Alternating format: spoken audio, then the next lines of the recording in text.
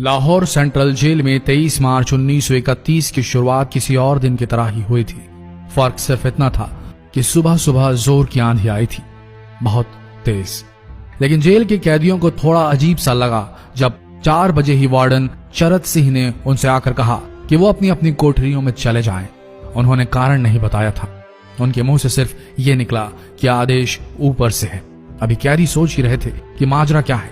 Jail का नाई बरकत हर कमरे के सामने फुसफुसाते हुए गुजरा कि आज रात भगत सिंह, राजगुरु और सुखदेव को फांसी दी जाने वाली है।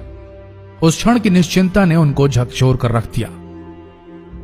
कैदियों ने बरकत से मनुहार की कि वो फांसी के बाद भगत सिंह की कोई भी चीज जैसे पेन, कंघा या घड़ी उन्हें ला कर दें ताकि वो अपने पोते पोतियों को बता सकें कि कभी वो भी भगत सिंह के साथ जेल में बंद थे।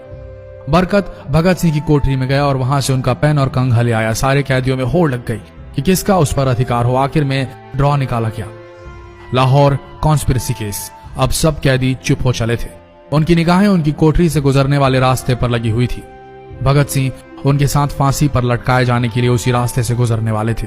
एक बार पहले जब भगत सिंह उसी रास्ते से ले जाए जा रहे थे तो पंजाब कांग्रेस के नेता भीमसेन सच्चर ने आवाज ऊंची कर उनसे पूछा था, आप और आपके साथियों ने लाहौर कॉन्स्पिरेसी केस में अपना बचाव क्यों नहीं किया? भगत सिंह का जवाब था, इनकलाबियों को मरना ही होता है क्योंकि उनके मरने से ही उनका अभियान मजबूत होता है, अदालत में अपील से नहीं।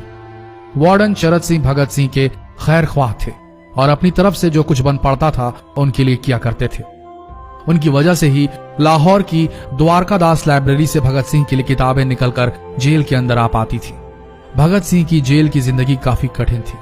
किताबें पढ़ने का शौक हो चला था उन्हें कि एक बार उन्होंने अपने स्कूल के साथी जयदेव कपूर को लिखा था कि वो उनके लिए कार्ल लिब्नेख्त की मिलिट्रिज्म, लेनिन की लेफ्ट विंग कम्युनिज्म और ऑप्टन सिंक्लेयर का उपन्यास द स्पाई कुलबीर के जरिए भिजवाएं। भगत सिंह जेल की कठिन जिंदगी के आदी हो चले थे। उनकी कोठरी नंबर 14 का फर्श पक्का नहीं था, उस पर घास उगी हुई थी। कोठरी में बस इतनी ही जगह थी कि उनका 5 फुट 10 इंच का शरीर बमुश्किल उसमें लेट पाए। भगत सिंह को फांसी दिए जाने से 2 घंटे पहले उनके वकील प्राणनाथ मेहता उनसे मिलने पहुंचे। मेहता ने बाद में लिखा कि भगत सिंह अपनी छोटी सी कोठरी में पिंजड़े में बंद शेर की तरह चक्कर लगा रहे थे। इनकलाब जिंदाबाद। उन्होंने मुस्कुराकर मेहता को स्वागत किया और पूछा कि आप मेरी किताब रिवोल्यूशनरी लेनिन लाए या नहीं। जब मेहता ने उन्हें किताब दी तो वे उसे उसी समय पढ़ने लगे मानो उनके पास अब ज्यादा समय न बचा। मेहता ने उनसे पूछा कि क्या आप देश को कोई संदेश देना चाहेंगे। भगत सिंह ने किताब से अपना मुंह हटाए बगैर कहा, सिर्फ 2 संदेश, साम्राज्यवाद मुर्दाबाद और इनकलाब जिंदाबाद। इसके बाद भगत सिंह ने मेहता से कहा कि वो पंडित नेहरू और सुभाष चंद्र बोस को मेरा धन्यवाद पहुंचा दे जिन्होंने मेरे केस में गहरी रुचि ली थी। भगत सिंह से मिलने के बाद मेहता राजगुरु से मिलने उनकी कोठरी पहुंचे। राजगुरु के अंतिम शब्द थे, हम लोग जल्द मिलेंगे। सुखदेव ने मेहता को याद दिलाया कि वो उनकी मौत के बाद जेलर से वो कैरम बोर्ड ले लें जो उन्होंने उन्हें कुछ महीने पहले दिया था। मेहता के जाने के थोड़ी देर बाद जेल अधिकारियों ने तीनों क्रांतिकारियों को बता दिया कि उनको वक्त से 12 घंटे पहले ही फांसी दी जा रही है। अगले दिन सुबह 6 बजे की बजाय उन्हें उसी शाम 7 बजे फांसी पर चढ़ा दिया जाएगा। भगत सिंह मेहता द्वारा दी गई किताब के कुछ पन्ने ही पढ़ पाए थे। उनके मुंह से निकला, क्या आप मुझे इस किताब का एक अध्याय भी खत्म करने नहीं देंगे? भगत सिंह ने जेल के मुस्लिम सफाई कर्मचारी बेबे से अनुरोध किया कि वो उनके लिए उनको फांसी दिए जाने से 1 दिन पहले शाम को अपने घर से खाना जरूर लाएं।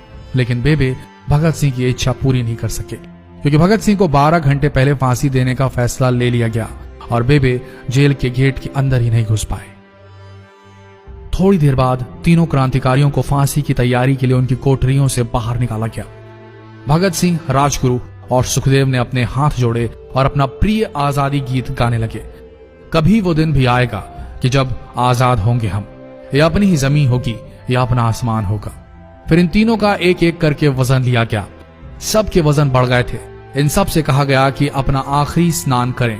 फिर उनको काले कपड़े पहनाए गए लेकिन उनके चेहरे खुले रहने दिए गए। चरत सिंह ने भगत सिंह के कान में फुसफुसा कर कहा कि वाहे गुरु को याद करो। फांसी का तख्ता भगत सिंह लिए बोले, पूरी जिंदगी मैंने ईश्वर को याद नहीं किया। असल में मैंने कई बार गरीबों के कलेश के लिए ईश्वर को कोसा भी है। अगर मैं अब उनसे माफी मांग लूं तो वो कहेंगे कि इससे बड़ा डरपोक कोई नहीं। इसका अंत नजदीक आ रहा है, इसलिए ये माफी मांग रहा है। जैसे ही जेल की घड़ी ने 6 बजाया, कैदियों ने दूर से आती कुछ पद चांपें सुनी। उनके साथ भारी बूटों के जमीन पर पड़ने की आवाजें भी आ रही थी। साथ में एक गाने का भी दबा स्वर सुनाई दे रहा था। सरफरोशी की तमन्ना अब हमारे दिल में है। सभी को अचानक जोर जोर से इनकलाब जिंदाबाद और हिंदुस्तान आजाद हो के नारे सुनाई देने लगे। फांसी का तख्ता पुराना था, लेकिन फांसी देने वाला काफी तंदुरुस्त। फांसी देने के लिए मसीह जल्लाद को लाहौर के पास शाहदरा से बुलवाया गया था। भगत सिंह इन तीनों के बीच में खड़े थे। भगत सिंह अपनी मां को दिया गया वो वचन पूरा करना चाहते थे कि वो फांसी के तख्ते से इनकलाब जिंदाबाद का नारा लगाएंगे। लाहौर जिला कांग्रेस के सचिव पिंडी दास सोंधी का घर लाहौर सेंट्रल जेल से बिल्कुल लगा हुआ था। भगत सिंह ने इतनी जोर से इनकलाब जिंदाबाद का नारा लगाया कि उनकी आवाज सोंधी के घर तक सुनाई दी। उनकी आवाज सुनते ही जेल के दूसरे कैदी भी नारे लगाने लगे। तीनों युवा क्रांतिकारियों के गले में फांसी की रस्सी डाल दी गई, उनके हाथ और पैर बांध दिए गए। तभी जल्लाद ने पूछा, सबसे पहले कौन जाएगा? सुखदेव ने सबसे पहले फांसी पर लटकने की हामी भरी। जल्लाद ने एक एक कर रस्सियां खींची और उनके पैरों के नीचे लगे तख्तों को पैर मारकर हटा दिया। काफी देर तक उनके शव तख्तों से लटकते रहे। अंत में उन्हें नीचे उतारा गया और वहां मौजूद डॉक्टरों लेफ्टिनेंट कर्नल जे नेल्सन और लेफ्टिनेंट कर्नल NS सोंधी ने उन्हें मृत घोषित किया। एक जेल अधिकारी पर फांसी का इतना असर हुआ कि जब उससे कहा गया कि वो मृतकों की पहचान करें तो उसने ऐसा करने से इनकार कर दिया। उसे उसी जगह पर निलंबित कर दिया गया अंग्रेजों द्वारा। एक जूनियर अफसर ने यह काम अंजाम दिया। पहले योजना थी कि इन सब का अंतिम संस्कार जेल के अंदर ही किया जाएगा, लेकिन फिर यह विचार त्यागना पड़ा जब अधिकारियों को आभास हुआ कि जेल से धुआं उठते देख बाहर खड़ी भीड़ जेल पर हमला कर सकती है। इसलिए जेल की पिछली दीवार तोड़ी गई। उसी रास्ते से ट्रक जेल के अंदर लाया गया और उस पर बहुत अपमानजनक तरीके से उन शवों को एक सामान की तरह लाद दिया गया। पहले तय हुआ था कि उनका अंतिम संस्कार रावी के तट पर किया जाएगा, लेकिन रावी में पानी बहुत ही कम था, इसलिए सतलज के किनारे शवों को जलाने का फैसला लिया गया। उनके पार्थिव शरीर को फिरोजपुर के पास सतलज के किनारे लाया गया। तब तक रात के 10 बज चुके थे। इस बीच उप पुलिस अधीक्षक कसूर सुदर्शन सिंह कसूर गांव से एक पुजारी जगदीश अचरज को बुला लाए। अभी उनमें आग लगाई ही गई थी कि लोगों को इसके बारे में पता चल गया। जैसे ही ब्रितानी सैनिकों ने लोगों को अपनी तरफ आते देखा, वो शवों को वहीं छोड़कर अपने वाहनों की तरफ भागे। सारी रात गांव के लोगों ने उन शवों के चारों ओर पहरा दिया। अगले दिन दोपहर के आसपास जिला मजिस्ट्रेट की दस्तखत के साथ लाहौर के कई इलाकों में नोटिस चिपकाया गया, जिसमें बताया गया कि भगत सिंह, सुखदेव और राजगुरु का सतलज के किनारे हिंदू सिख रीति से अंतिम संस्कार कर दिया गया है।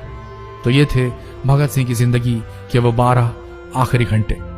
आशा करते हैं इस वीडियो में सुनाई गई ये कहानी आज युवा पीढ़ी के दिलों में मर चुके देशभक्ति को जगाने में कामयाब होंगे। जितना हो सके इस संदेश को पूरे देश में पहुंचाएं। इस वीडियो को शेयर करें फेसबुक पर, व्हाट्सएप पर, और हो सके तो इस पेज को फॉलो करें ताकि ऐसे ही वीडियोस आप तक सही समय पर पहुंच सके। मिलते हैं अगले वीडियो में, तब तक के लिए आप सबका धन्यवाद।